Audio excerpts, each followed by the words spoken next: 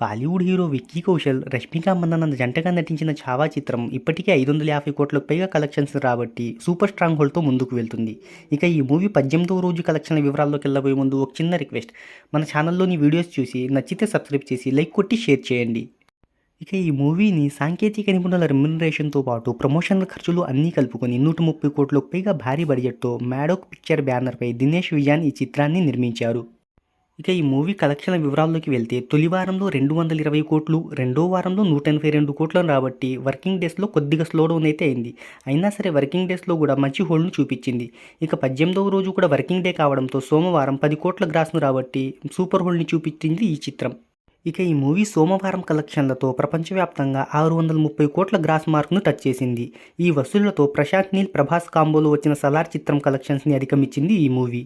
మరి లాంగ్ రన్లో ఎంతవరకు ముందుకెళ్తుందో చూద్దాం.